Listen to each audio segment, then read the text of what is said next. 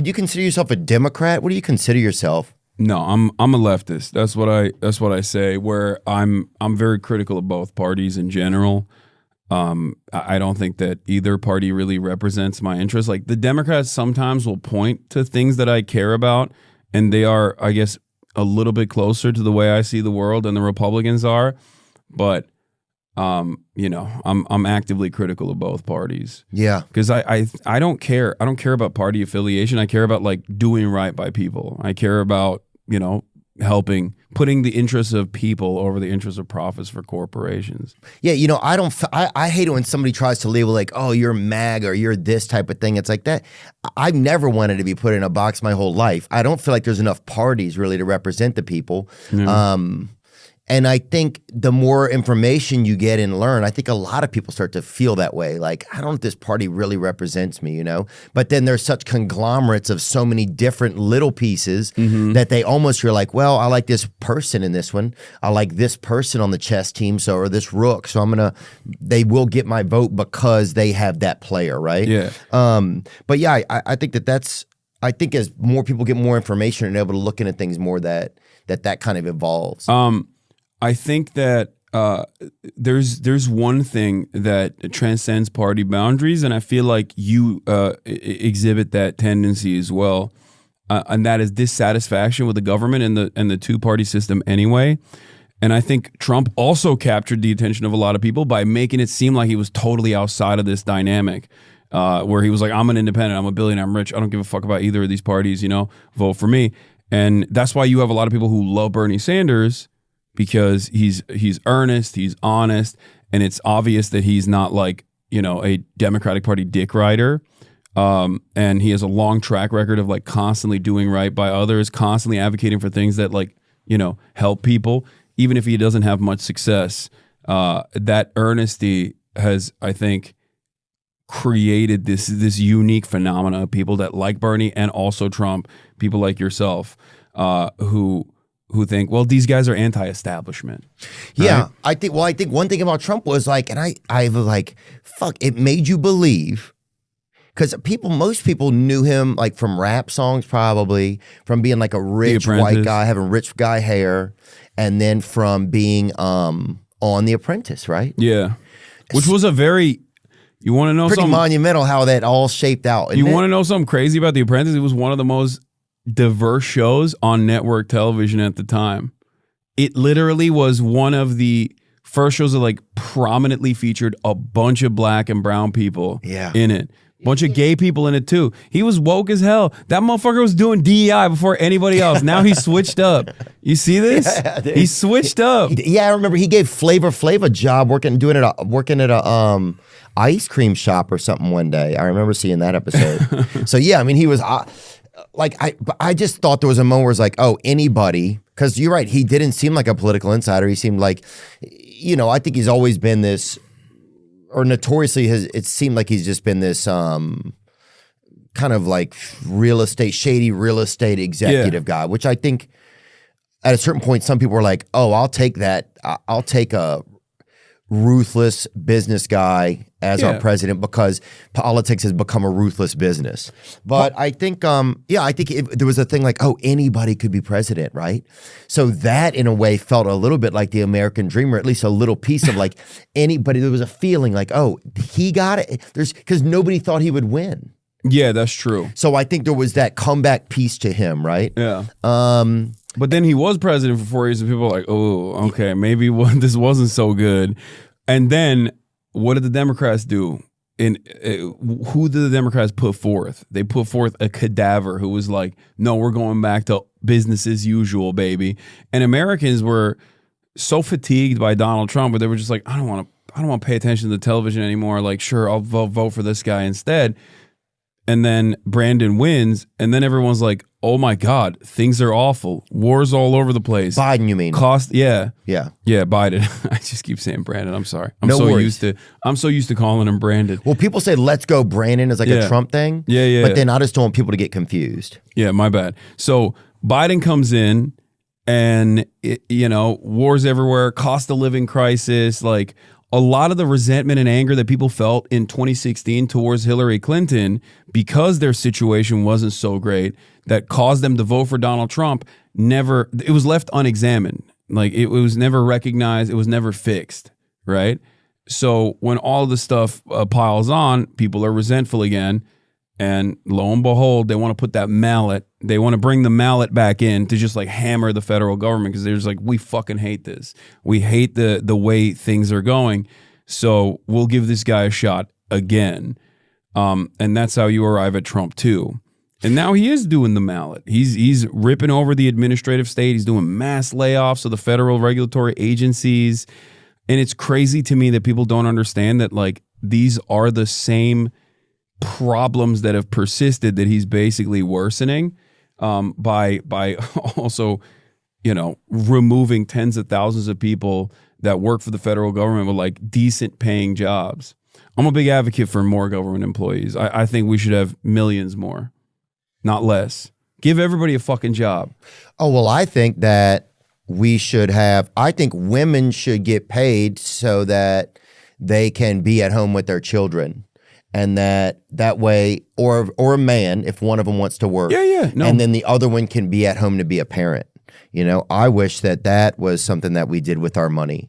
They would never do that, though. That's the problem. They hate. There was a case for it at one point. Yeah, I know. But I'm saying like Republicans, especially Democrats, won't do either because like both parties kind of like the austerity stuff. Like what does austerity mean? Austerity is belt tightening, like fiscal belt tightening, as in lowering expenditures and cutting social safety nets, basically. Well, I think people are getting to their wits end where it's like nobody believes that either one of these parties is doing anything, right? I think because you've had the same problems, you've had the same things happen time over time, and maybe some of it at a certain point you realize, well, that's just the cost of business. It's just like it's just become so bloated. It's become more about them, like you're saying, more about corporations and less about everyday people. Yeah, I mean, that's it's just what it is. Yeah, it's never been about people, in my opinion. It's like New Deal with a lot of like socialist communist pressure at the time.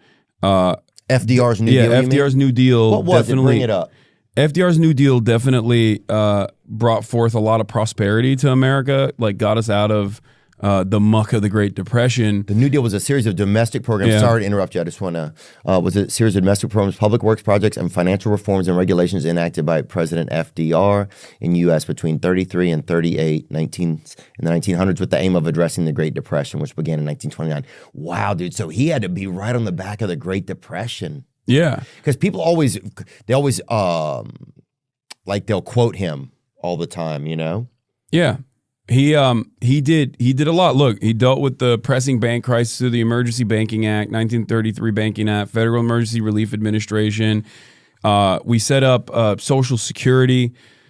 I mean, there's so much that they did in that era because like Americans were they were experiencing tremendous hardship. So you're saying a lot of this felt like it was done for the people. Yeah, it was done for the people because it was a necessary. It was basically necessary for them to do this at the time because of all of the deregulation in the banking side with oil barons and all these like robber barons basically like picking apart and dominating everyday American existence and the economic collapse that came with that.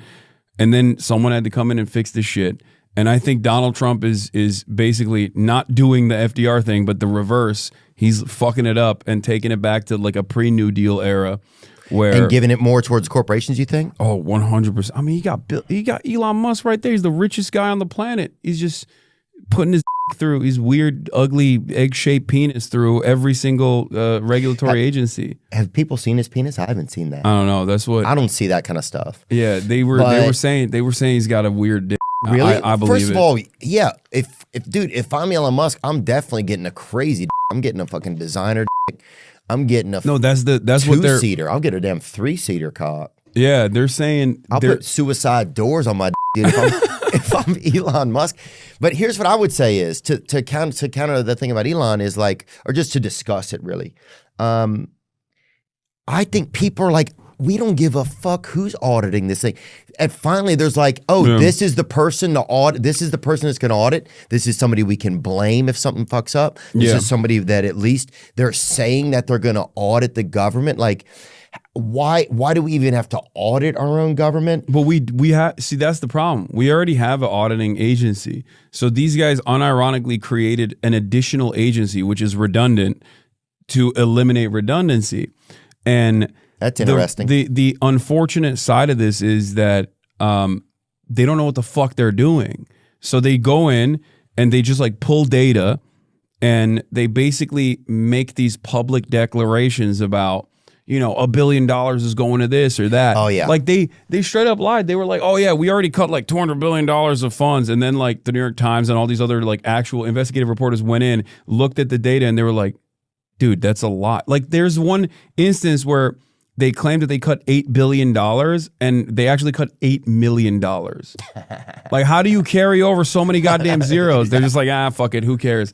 No one will fact check it. No one will look it up. Well, the crazy thing is though, now you have whoever our original auditing system was, and then you have this second, and now we have this second auditing system. But dude, it goes to like, like, I'll have a financial, like an investment banker, right? Mm-hmm. But there's times, and I probably should, I want to hire somebody to audit my financial advisor, because I'm like, is this guy stealing money from me? You know, because you hear so many stories of people getting stolen from, just like in entertainment, different industries, whatever. But it starts to be like, I don't even know who to trust anymore. And I think that's where most people feel like it is. It's like, I don't know if most people necessarily feel like that Elon or Doge is the best, but it's like now it feels like, okay, well, there's a government system that's supposed to be doing this, and then there's a privatized system that's supposed to be doing this. Now, who's the crook? Who knows? But then I think people look to Elon and they say, well, at least he came when he bought Twitter, which was a brave thing to do. It felt like it opened up more opportunity for free speech, like things you couldn't share on there 6 years ago, you could share on there now. Bro, I'm not saying all that's true. I think it sucks now. I used to love Twitter. Twitter's gotten bad. It's scary. It was already like kind of lame because like, yeah, when it was owned by liberals, it was like it also wasn't, you know, the most fun platform, I will say. But at least there was like some semblance of regulation where it didn't feel like, you know, it didn't feel like the madhouse that it is now, where I mean, I know that it's like my algorithm as well, I'm sure, because I'm in politics, so I see a lot of political shit. But bro, there's like, I mean, here, I saw this morning. There's a guy who straight up said Adam Schiff a minor at Chateau Marmont, and it has 70,000 likes, and I'm like, what the fuck? It's like a QAnon thing. I know, I saw that. Yeah, there's so many. No, it's not even this. There was a dude who like. No, that's not even Adam. That's fucking. If you look at that's Anthony Bourdain. They're saying Anthony Bourdain saw him, the minor, and that's why they actually killed Anthony Bourdain. That's their QAnon loves talking about how Anthony Bourdain saw like Hillary Clinton chop babies up or whatever, and he was right about to come out against them. But if you look up TrueAnon, TrueAnon actually, TrueAnon on Twitter. What is TrueAnon? Is it a cool source? TrueAnon is my friend's podcast. It's the #1 anti-pedophilia podcast out there. Here, no way. And then keep scrolling. They posted it. Oh, here it is. Here it is. Awakened Outlaw. That's the one. The witness is anonymously. One of the most persistent QAnon beliefs is the huge number of people think that, you know, some of us remember when you a dead child. 76,000 likes. Damn. Bro, that's crazy. Like, I fucking hate Adam Schiff. Right. Okay. Yeah. Trump's funniest things when he calls him Adam shit. Okay. I hate him. He's my fucking congressperson. He sucks. All right. Massive pro-Israel guy. That's an insane thing. You are a fucking schizo. Like, what the fuck? But that's the crazy thing now. People will you see things and then you start to believe it. Oh, dude, I realized Twitter starts to, it'll start to rot my mind. I'll start to and then it feeds you something. It's like, that's that's another scary thing just about social media. It's about where we're at. Things just feel so, you don't know you'll open it up, you'll close it. Now you're furious. All you were doing was looking for something on your phone. Yeah. You're bored for 10 seconds. You opened it up. Now you got 2 links to some shit. Now you're furious. Now you close it. Now you're back in the grocery store where you were a minute ago. You're on the fucking food aisle, but now you're angry. You're ape shit insane that a deceased kid somewhere hypothetically got molested by a by a sitting American like an American congressperson. yeah, and then it's like you want to buy a pussy fart coin or whatever, and you're like, and then you don't even know what to do. Retardio. Yes, it's like, oh, Retardio is going to the moon, and you have all these fucking Klan members or whatever trying to sell. Like, it's gotten, it's crazy. But that's what I mean. Like it was. Like Twitter it was different, crazy before, but it was definitely not whatever the fuck this is. And there's so much bottom of the barrel shit too because of the monetization stuff. Like people, one of my favorite, funniest things that I experience all the time on Twitter is like you got like, you know, Genoa Radio or like Saving the White Race or We Gotta Save the West accounts, right? Like they have all these fucking accounts. Mm-hmm. Every single motherfucker on those accounts is from India. Every single motherfucker that does the we must preserve the white race, every single one of them is operating those accounts out of India. Wow. Because why, I wonder? What do you mean? Because you make like $10, $15. That goes a long way in India as opposed to like a real racist in America. That's DEI at another level then when you think about it. Yeah, they're using all of those accounts. Like there's all of those big prominent like, you know, white culture accounts. Oh, yeah. Honkies do it better or whatever. Well, I don't know about the honkies one, but because honky seems like you know, I don't think a dude in India knows what a honky is, but but I'm talking like the culture critique, save the white race accounts, and all those like defend Europa accounts. Like every single one of them is like it's like a Malaysian dude. Yeah. You know what I mean? And he's just like, yeah, I'm gonna make $15 this month. That's a big, you know, that's save good. The white race. Yeah, he's just in there. Yeah, and you know they post like the shittiest fucking videos as well. It's unbelievable. It's so addicting. Much porn too. It's too much porn. It's too much porn because I'll be trying to take care of myself, doing decently. I'll just see something, an edge of a tit or something flies by. It's just, and then it just is like you can just get stuck pretty easy, jerking off or whatever. And then I get sad, and then I get ashamed of myself, and then I don't even sleep in my bed on those. Like, dude, on nights like that, I will sleep on the couch.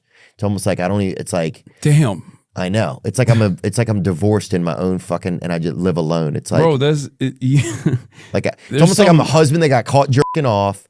So now you're sleeping out on the couch. You got to resolve that, man. There's nothing wrong with jerking off, especially before you go to sleep. You know, it's like a nightcap.